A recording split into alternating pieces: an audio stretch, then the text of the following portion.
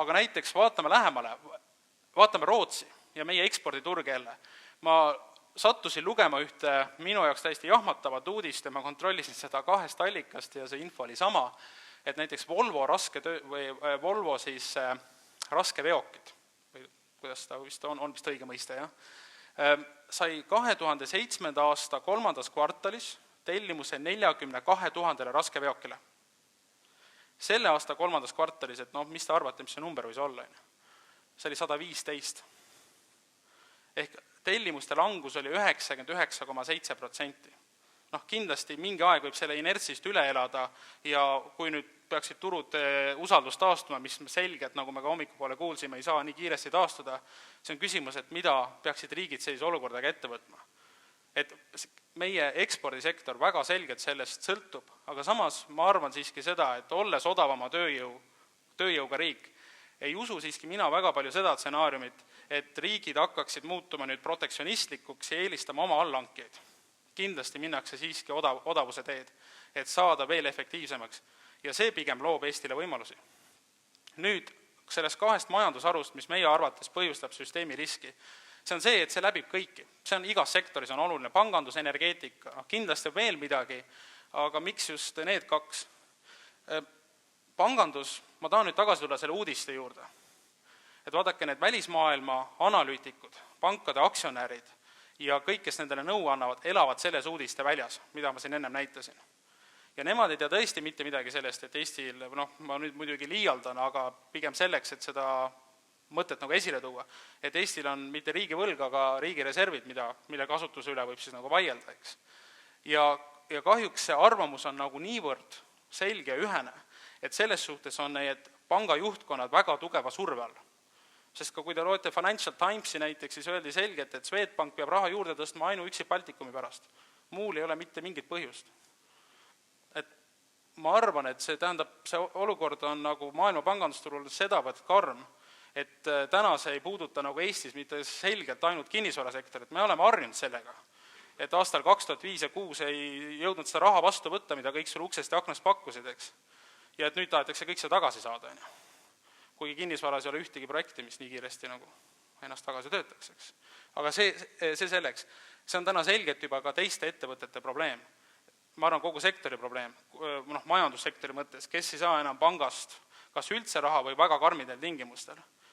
Ja mina nagu pelgan siin väga seda, et see jõuab järgmine aasta reaalmajanduse numbritesse, olgu see SKT, olgu see tööpuudus või olgu need ükskõik millised muud asjad. Et sellepärast ma arvan, et mida nagu tuleks teha, on see, et vähemalt suhelda nende pankade juhtkondadega ja rääkida, kuidas valitsus plaanib sellest olukorrast välja tulla. Sest ega õnneks, mis on nagu Eesti tänane tugev pluss, on see, et need panga omanikud, nagu me just kuulsime, on hiljuti läbinud väga hea õppetunni, mis meile tuleb täna selgelt kasuks. Mina kuidagi ei usu, et täna Eesti panga omanikud oleksid siis selles osas paremad. Ma arvan seda, et see on vastupidine. Ja pigem näited Lätis seda kinnitavad. Et just pigem nagu suhelda, sest suhtlemine ei saa kindlasti midagi halba teha. Me küsisime enda käest küsimus, et kas riigil on veel midagi teha.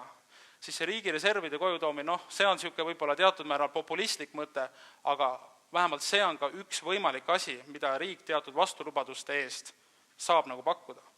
See jutt, mis ma räägin, ei ole täna mitte kuskil statistikas, ei ole veel mitte kuskil numbrites, aga see on see, mida ettevõtjad hommikust õhtuni üksteisega arutavad. Et kas sa said ikka oma laene pikendada, kas sulle ikka arvelduskrediiti pikendati või pead selle tagasi maksma. Ja need jutud lähevad järjest valjemaks. Teine asi energeetika, selgelt, ega me ei ole energeetika spetsialistid, aga kui vaadata näiteks seda, kuidas mõjus kunagi Eesti Telekomi börsile toomine, kogu nagu rahvuslikule börsile üleüldse, siis ütleme, kui nüüd seda Eesti Energia investeeringute vajaduse rahuldamiseks kaaluda samamoodi aktsiaemissiooni ja tuua nii suur ettevõtte rahvuslikule börsile, siis see kindlasti parandab ka kõikide teiste ettevõtete olukorda sellel börsil. Sest Läti börsina likviidsus hästi madal, Eestis on ta ka väga-väga madal ja jällegi nende samade uudiste pärast arvan mina, on meie börsid jutumärkides palju rohkem peksa saanud eelmine aasta kui teised maailma börsid, kes on ka väga tugevalt kukkunud. Et kui nagu see ajastada õigele hetkele, tuua see raha Eestis, siis Eesti energiasektori investeeringute rahuldamiseks, siis ma arvan, sellest võidavad päris paljud, sest börs liigub alati kuskil 6-9 kuud muust majandusest eespool, nii languses kui ka tõusufaasis.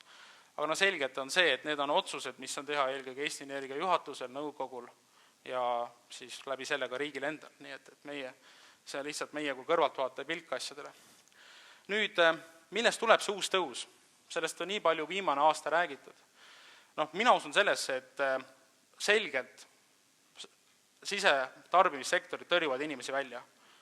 Nagu tuntud ehitusärimees Jaanus Otsa kunagi ütles, et iga ehitaja, kes labida najal magas, sai 30 000 krooni palka. Need ajad on nagu läbi, kui oli 2003. aastal ehituses 40 000 inimest, eelmise aasta alguses vist oli 85 000, siis selgelt sealt vabaneb väga suur ressurss. Ja siin ei aita ka seda Euroopa riigi tellimused või Euroopa Liidu abil tehtavad tellimused nii palju, sest sul ei ole torumeest vaja selleks, et teed ehitada. Eks. Aga see minu arust loob nagu selgelt võimalusi just selle ekspordisektori suurendamiseks ja see, et me oleme sellele rikkale Skandinaaviale lähedal, et mäletame seda 90. alguses kõik ütlesid, et igal eestlasel on oma kodustatud soomlane. Ja vahepeal me läksime nii ülbeks, ütlesin, meil ju neid vaja, me teame siin ise, aga ma ikkagi jätkuvalt arvan, et nii Soome, Rootsi kui ka kogu Skandinaavialt on meil veel väga palju õppida, sest nende SKT on selgelt ju 3 korda suurem kui meie oma. Ja ma arvan, et see kriis, kui seda selliseks nimetada, mis siin täna toimub, puhastab seda rahvast, puhastab ka meie väärtushinnanguid. Ma väga tahaks loota, et Tallinna autode pilt 3 aasta pärast näeb rohkem Helsingi moodi välja kui tänase Riia moodi välja. Et see endast väljapoole elamine vast asendub mõne muu väärtusega, mis ehk on olulisem. Nii et ma arvame seda, et otsime need 90. aastate alguse Soome kontaktid üles ja vaatame äkki nendele midagi meile tarka veel öelda. Eks. Ja kindlasti see teenuse sektori suurendamine, et miks me sellest teeninduse sektorist räägime? Vaadake, Eesti teenuste osakaal SKT-st on Ernst & Youngi analüüsi tulemusel 67%. See on täiesti eeskujulik number. 2/3. Suurepärane. Aga vaadake siia korral. Meie teenuste tootlikkus on sellest Iirimaast 21% ja Taanist ainult 30%. Ja kui, on tehtud selline jäme eeldus, kui meie tootlikkus teenindussektoris oleks samal tasandil kui Iirimaal, siis meie SKT oleks 4 korda suurem. Mõelge, mitu aastat see SKT kasvu võiks riigile või SKP kasvu riigile pakkuda. Et ma arvan, et see on mõtlemiskoht ja miks me seda ka arvame, on see, et me väidame seda, et teenindussektoris täna teatud maksumuudatustega, teatud keskkonna parandamisega on palju lihtsam edu saavutada kui läbi töötleva tööstuse. Kahjuks see niimoodi on. Mitte, et see nüüd töötlev tööstus peaks selle võrra halvem olema, aga lihtsalt need näited, mis on näiteks kas või Luksemburg või Iirimaad on hiljuti meile ilusti ette näidanud, siis ma arvan, et me võiksime seda rikkale Skandinaavia lähedal olles kasutada. Nüüd edasi. Jällegi, ei midagi uut siin maailmas on ju, et teatavasti siis Tallinnast Helsingisse on 80 kilomeetrit ja Stockholmi 400 kilomeetrit. Me peaksime olema rohkem Skandinaavia nii-öelda USA. See USA ja Euroopa põhimõtteline erinevus on minu arust nagu hästi oluline.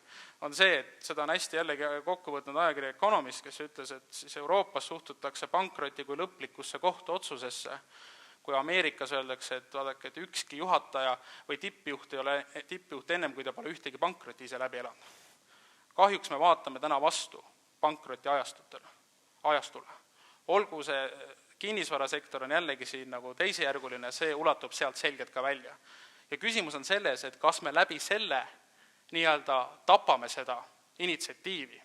Sest jah, tõesti, ma ei taha küll Eesti meedia kohta midagi halvasti öelda, aga praegu neid ebaõnnestumisi liiga palju võimendatakse, mis selgelt võtab ära seda tahet inimestelt, et ma parem ei tee, et ma üritan kugi riigi tööle saada, kindel palk on ju, tean, et kõik on korras ja ma parem ei hakka selleks ettevõtjaks.